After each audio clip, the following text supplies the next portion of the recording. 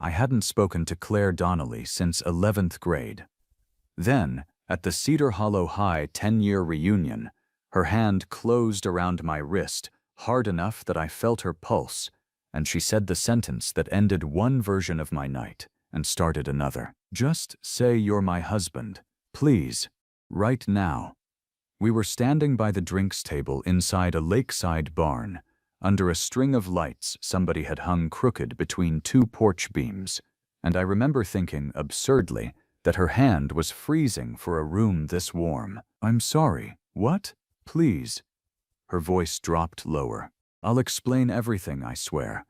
Just, when he gets here, you're my husband. You have to be." I looked over her shoulder, because that's what you do when someone says "when he gets here," like a countdown.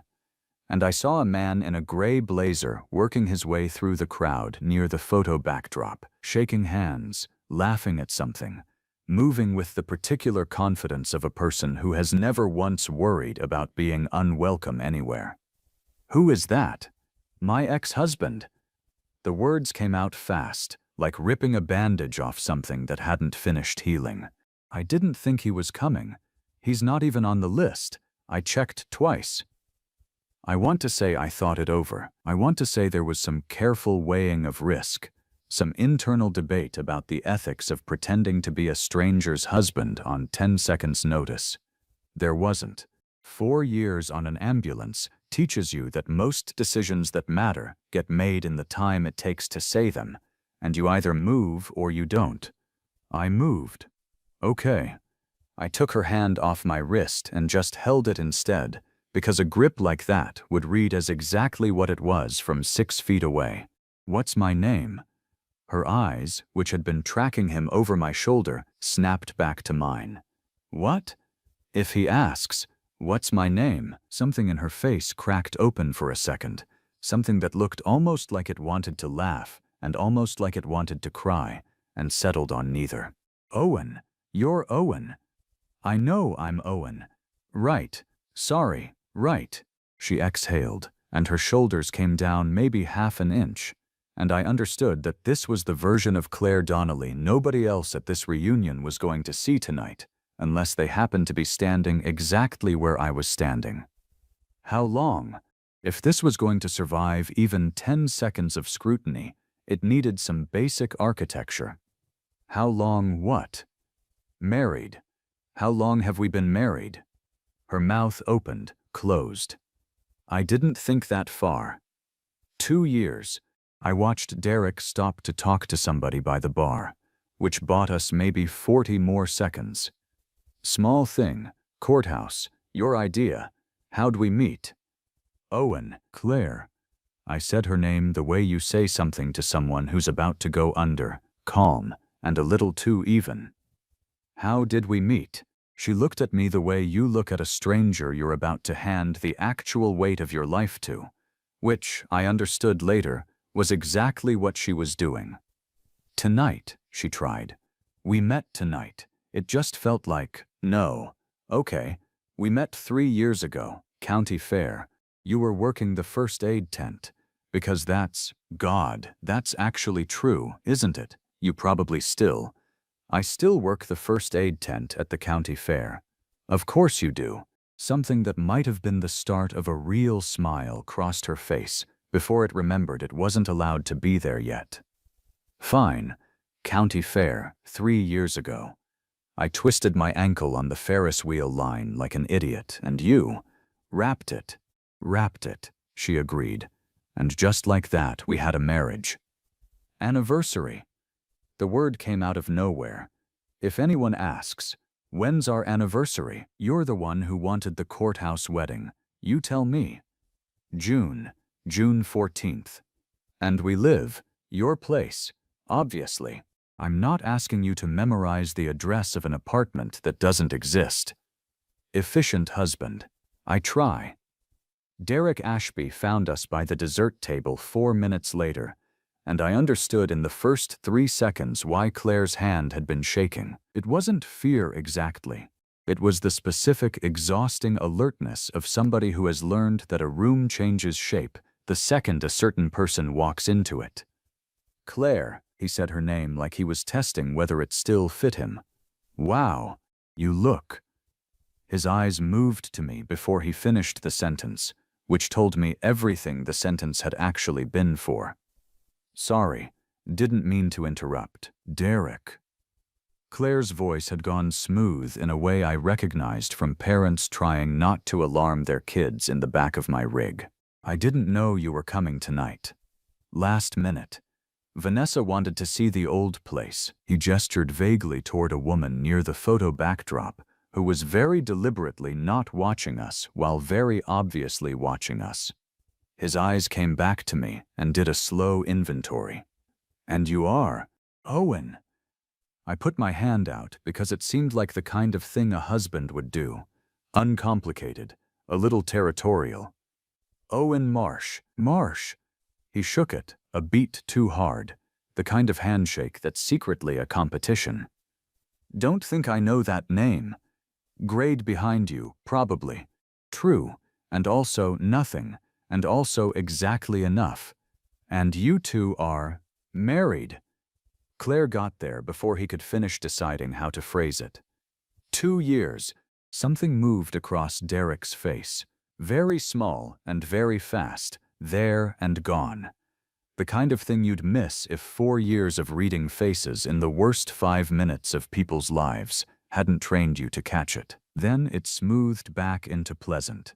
Married. Wow. That's great, Claire. Genuinely.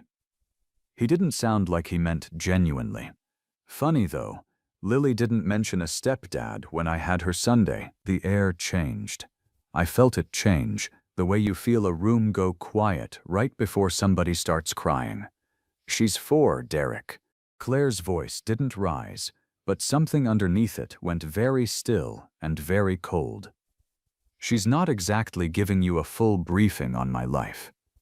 No, I know. I'm just saying, you'd think it would come up. He smiled, and it was a good smile, an easy one, the kind that would look completely reasonable to anyone watching from 6 feet away, and completely different to anyone standing where I was. Anyway, we should catch up properly. Not tonight. I know Wednesday's going to be a lot for everybody. But soon. He said Wednesday the way you'd flick a lit match toward something you already knew would catch.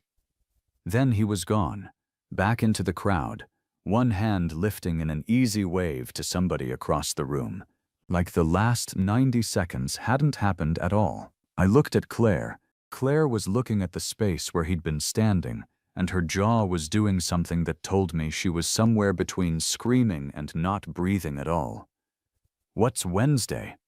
She didn't answer right away. She got a glass of water she didn't drink and walked toward the side door that led out to the dock, and I followed her, because at this point I'd apparently signed on for the whole night, not just the introduction. Outside, the lake was doing the thing lakes do at dusk in early September, turning the exact color of the sky so you couldn't tell where the water started. Somebody had strung more lights along the boathouse. It should have been romantic. It felt like standing next to a live wire. Wednesday's the custody hearing. Claire said it to the water, not to me. Derek's lawyer filed for a schedule change in July. More weekdays, alternating summers, the whole file. His argument is that I'm isolated, unstable, that I'm raising Lily alone in a way that isn't good for her, and if I ever fall apart, he wants to already have the case built that he's the one who should absorb her. That's not a real legal argument. You'd be surprised what counts as evidence when somebody's trying to prove you can't cope. She wrapped her arms around herself, not for warmth. Every time I look tired at pickup, it goes in a text he saves. Every time Lily has a meltdown at his place because she misses home, it's proof I don't provide consistency. He's been building that file for a year, Owen. A year. And tonight I was going to walk in here by myself because I didn't check the guest list closely enough, and he was going to watch me stand alone at my own reunion after this whole town watched my marriage fall apart in real time. And that was going to be one more line in the file. Look how alone she is. Look how she can't even... Her voice did something she clearly hadn't planned on, a small break right in the middle of a word, and she stopped talking rather than let me hear the rest of it. I want to be honest about what I felt in that moment, because it wasn't pity, and it wasn't the specific useful calm I use on calls. It was something closer to anger, clean and simple, the kind I usually have to put away fast because it doesn't help anybody bleeding in the back of an ambulance. It didn't have anywhere to go out here either, so I just stood there and let it be what it was. He's not wrong that you looked alone when you walked in. I let that sit a second. You're not wrong that it would have gone in the file, but you're not alone now, so if he wants to write that part down too, he's welcome to. Claire turned and actually looked at me then, the way you look at somebody when you're deciding whether the last 10 minutes were a fluke or the start of something you're allowed to lean on. You don't even know me. I know you covered for me in 10th grade when I fell asleep in Miss Alvarez's class and you elbowed me awake right before she turned around. That stopped her cold. You remember that? You don't? I didn't think you even knew my name back then. I knew your name. I looked out at the water so I didn't have to watch what my own face was doing. I just didn't do anything about it. Different problem. We went back inside eventually, because you can't spend a whole reunion standing on a dock, and also because Priya found us before we'd fully decided to. Priya Malik had been my partner on the rig for 3 years, and my best friend since we were 9, back when she'd punched a kid for calling me ambulance boy after my dad's accident. And she took one look at Claire, one look at me, and one look at whatever was still crackling in the air between us, and said, "Okay, what did I miss?" "This is Claire. We're married." "Since when?" 2 years, Claire said, right as I said, 2.5. And we looked at each other, and Priya's eyebrows climbed somewhere near her hairline. Priya drew the word out slow. "I'm going to need the real version of this at some point tonight, and I want it to involve tequila." The DJ needed help with a chord and pulled her away before she could dig further, not before she squeezed my arm once, hard. A signal I'd known since we were kids that meant I see you, I have questions, and I'm not going anywhere. For a while, it was almost easy. That's the part I hadn't expected. Not the performance of it, but how little performing it actually took. Claire laughed at what the yearbook committee had done with everybody's senior photos. A slideshow set to music that had already been outdated the year we graduated. And it wasn't a performance laugh. She told me, quietly, over 2 cups of bad wine, that Lily currently had strong opinions about feathered dinosaurs and corrected anyone who dared call one a lizard. I told her about the county fair tent, which was real, and about the time I'd had to explain to a devastated 7-year-old that his goldfish prize was not, in fact, going to grow to fill the pool it came home in. At one point, she reached over and fixed my collar, which had been doing something crooked all night, and her hand stayed there half a second longer than the collar strictly required. Up close, I could see her mascara had smudged faintly at the corner of one eye, left over from the dock, from whatever she hadn't let herself finish crying. Neither of us mentioned either thing. Somewhere in there, a woman named Meredith Cho, who had run the yearbook committee in a way that suggested she still considered herself the president of the yearbook committee, cornered us by the punch bowl with the specific hunger of somebody who'd just spent 40 minutes building a slideshow about other people's lives and wanted new material. "Wait." She looked between us, delighted. "Wait, you two? Since when? I follow both of you, and I would have remembered a wedding post." "We're private people," I said. "We eloped," Claire said, at the exact same second, and Meredith's eyebrows went up. "Which is it?" "Both." Claire recovered half a beat faster than I did, smooth about it. "We eloped, and then we were private about it. Very on brand for both of us, if you think about it." "I do not think either of you has ever been on brand for anything in your lives," Meredith said, already scanning the room for the next person to interrogate. satisfied enough to file the answer away and move on. Under the edge of the table, Claire's hand found mine and squeezed once, hard. The particular relief of two people who just barely cleared a hurdle they hadn't seen coming. Eloped. I kept my voice down once Meredith was gone. It was the fastest lie available. No notes, genuinely. Strong work. Somewhere around 9, the band slid into something slow. One of those songs that had played at every school dance since before either of us had a driver's license. Half the room groaned, and the other half paired off out of pure muscle memory. Priya reappeared just long enough to shove me toward Claire with the subtlety of someone directing traffic. "Go be married," she said, and vanished again before I could argue. "We don't have to." Claire was already half a step toward me. "I know. We danced anyway, badly, the way people dance when the point isn't the dancing." Her hand settled on my shoulder like it had done it before. Mine found the small of her back and stayed lower than a stranger's would, higher than a performance strictly required. Without the noise of the party sitting between us, I could hear that her breathing hadn't fully settled since Derek walked in, quick and shallow under the slow rhythm of the song. And I understood that whatever this had started as, some part of it had stopped being about him a couple of songs ago. "You're good at this. Married 2 years, had time to practice." "I mean all of it, the details, the commitment to a bit." She tipped her head back to look at me properly. Most people would have panicked. Panicking doesn't move the stretcher any faster. I turned her slowly, the way the song wanted, and over her shoulder I caught Derek watching from near the bar, not bothering to hide it now, his jaw set in a way that had nothing pleasant left in it. I didn't look away first. Neither did he, for a second, until Vanessa said something and he had to turn and answer her instead. "He's watching. Let him. That's new. Everything about tonight is new," Claire said, and rested her head against my shoulder for the length of one more slow turn. And for those 4 minutes at least, neither of us was pretending anything at all. It was almost 10 when he made his move, and he was smart about it.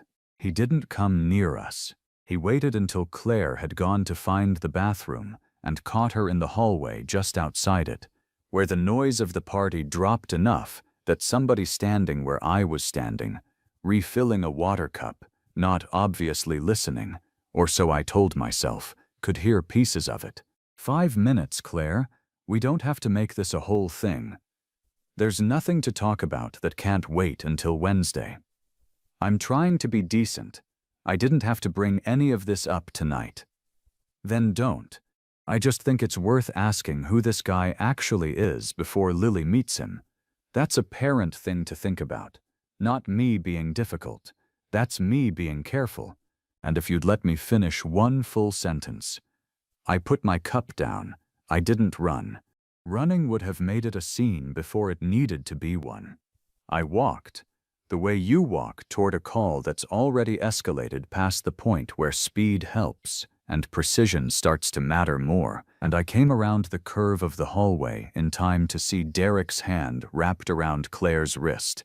Not hard enough to bruise, I'd learn later, but hard enough that her knuckles had gone pale around the glass she was still holding, hard enough that she'd gone very still in the specific way people go still when stillness has kept them safer before. Let go of her. Derek's head turned. Whatever he saw on my face made him actually let go, which told me something about how much of the last 3 minutes had been a performance too, just a different kind. We're having a conversation. You're having a conversation with somebody who already asked you to stop. That's not a conversation. I stepped between them without deciding to, the way your body moves ahead of your brain once it's had enough practice. I've been to enough calls that started exactly like this to know the difference. Excuse me? I'm a paramedic. I know what it looks like when somebody's hand is somewhere it shouldn't be, 5 seconds before an incident report gets filed. I'm not saying that's what this was. I'm saying you should think hard about whether you want to find out what it looks like from the other side of one. It wasn't strictly true. I had no authority here. Nothing to file. Nothing but a man standing close and not moving. Derek didn't know that. Something in his face flinched anyway. The flinch of somebody who's spent a long time deciding how a story gets told and has just understood that tonight he doesn't get to. This is unbelievable. He looked past me at Claire. You bring some guy you barely know to defend you. I don't barely know him. Claire's voice had come back steadier than I'd heard it all night. And even if I did, that wouldn't be the point, Derek. The point is, you grabbed my arm in a hallway to have a conversation I already told you I wasn't having. That's the whole point. That has always been the whole point with you. Behind Derek, in the wider doorway back into the main room, Grace Liu had stopped walking. Grace had been in our graduating class, gone to law school, come back to run a family and custody practice out of an office above the hardware store, and she was watching the three of us with the specific, careful attention of somebody whose job was noticing exactly this kind of thing. Derek saw where I was looking. He saw Grace.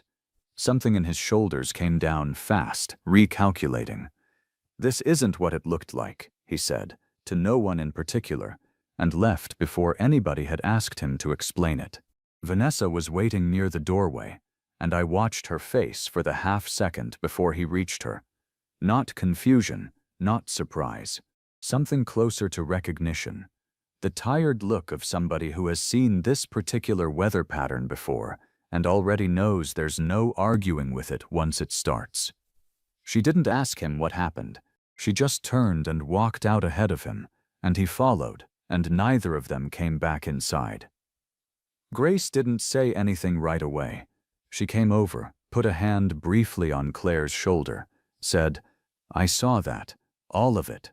I'll put it in writing tonight, and I'll tell the court exactly what I saw on Wednesday." And then, with the tact of somebody who understood exactly what kind of night this had turned into, she left us alone. Claire's hands were shaking, not dramatically, a small, contained tremor, the kind I recognized from patients coming down off adrenaline they hadn't known they were running on. "Hey," I found her eyes. "Sit down a second. I'm fine. You're not, and that's allowed." I got her over to the bench by the coat closet and sat close enough that our shoulders touched, no closer than that, because some decisions you let the other person make. "You don't have to be fine right now. Nobody's grading it." She let out a breath that had probably been held since the hallway. "I used to think I was imagining it, the way he'd get. Everyone always liked him. He remembered your birthday, showed up early to help people move. And then behind a closed door, he had this quiet, patient way of making you feel like you were the unreasonable one, like you were the problem he was so generously putting up with. I got so used to doubting my own read on things that by the time I actually left, I didn't trust my own read on anything. Some days I still don't. You read that hallway exactly right tonight. I had backup tonight." She glanced sideways at me. "I don't usually have backup. You do now." I meant it as a fact, not a line, and something about the plainness of it seemed to land harder than anything more polished would have. "Can I ask you something?"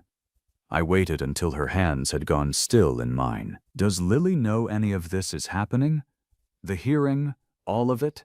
She knows Mommy and Daddy talk to a nice lady sometimes about scheduling. That's the 4-year-old version." Claire's mouth twisted, not quite a smile. "She doesn't know the judge could decide she sees a lot less of her own bedroom. I've gotten very good at translating disasters into things that don't scare her. You're good at a lot of things you shouldn't have had to get good at." "Yeah, well," she wiped under one eye, quick, like she was annoyed at her own face for doing that. "Add it to the list." She was quiet a second. Then, "Why'd you actually say yes? Back at the drinks table, you didn't even hesitate." "I thought about making it smaller than it was. I didn't. Because you looked like somebody who needed the answer to be yes before you'd even finished asking. And I've spent a lot of my life showing up for people in the worst 10 minutes of their year. Tonight just happened to have a name attached that I remembered. That's a very paramedic answer. It's the only kind I've got."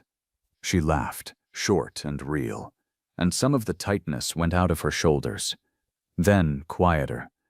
"For what it's worth, I do remember the collar thing from 10 minutes ago and the Ims Alvarez thing from back then. I remember more than I let on." "Yeah?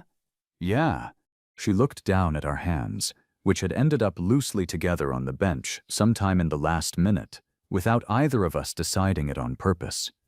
"I just didn't want you thinking I go around grabbing strangers and making them my husband as a general practice. Statistically, based on tonight, I have no data suggesting otherwise." That got the real laugh again, the one from the slideshow, and this time when I looked at her I wasn't thinking about Derek, or Wednesday, or the hearing, or any of the architecture we'd built in 40 minutes flat to survive a party. I was just looking at her. She noticed. She didn't look away. "I should probably tell you." She paused.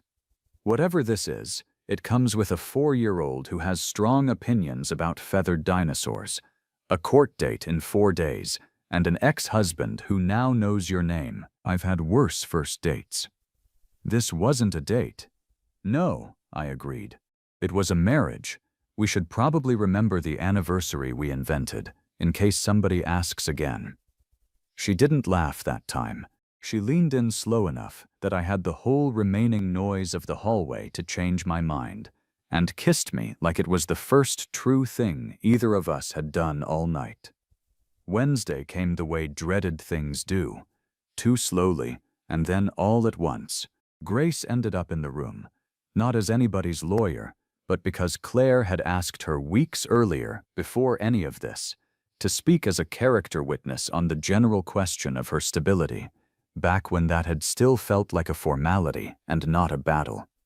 Grace didn't have to lie.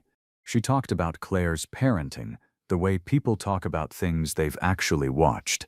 Pickup times, the birthday party Claire had organized for 11 4-year-olds without losing her mind, the way Claire had rearranged her entire work schedule the year before, so she could be the one doing pickup 4 days a week instead of paying someone else to do it. And when Claire's lawyer asked whether Grace had observed anything relevant to Claire's support system, Grace mentioned, in the same even tone she'd used for everything else, that she had personally watched Derek grab Claire's arm at a public event 4 days earlier, hard enough to shake her, with Owen and other guests present. Derek's lawyer tried to minimize it. The judge did not. I wasn't in the room. I was 2 towns over on a shift scheduled months earlier, running a call for a man who'd fallen off a ladder cleaning his gutters. And I found out how it went the way I found out most important things that week. A text, waiting on my phone at the end of a 12-hour shift. Schedule stays the same. He gets Sundays and every other weekend. Same as before. Nothing changes. I'm okay. Come over when you're off. Lily wants to show you a dinosaur documentary and correct everything in it. I read it standing in the ambulance bay, with my hands still smelling like hand sanitizer, and had to sit down on the back bumper for a second before I trusted myself to text back. By the time I got to her place that night, Lily was already asleep. One dinosaur documentary deep into a marathon she'd insisted on watching without either of us. Claire opened the door before I'd finished knocking and just stood there a second, like she was checking that I was actually real and not something she'd built out of relief. "Grace was incredible," she said, pulling me inside. She didn't even raise her voice. She just told the truth in this completely level tone, and it was somehow worse for him than if she'd yelled. She stopped in the middle of her own kitchen, like she'd forgotten what she'd walked in there to do. I keep waiting to feel like it's really over. It's not over. It's just not getting worse right now. 2 different things, and the second one's still good. When did you get so wise about custody law? I'm not. I'm wise about the 4 hours after something terrible almost happens, when everybody's still convinced it's about to happen again. I pulled her in, and she let herself be pulled, the tension finally leaving her shoulders in one long exhale against my collarbone. You made it through the part where it was still happening. This is just the part where you get to stop bracing for a while. That was a year ago. I moved my toothbrush into Claire's bathroom in November, which Lily treated as a matter of enormous logistical importance, appointing herself in charge of which cup it went in. Not the dinosaur one, she informed me, with the gravity of a Supreme Court ruling. That one's Mommy's.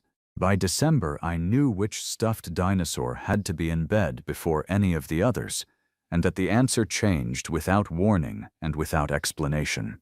Priya still asks, every so often, for the real version of how Claire and I got together, and I still tell her the true one, and she still doesn't fully believe it started with a lie that turned out to have better bones than most true things do.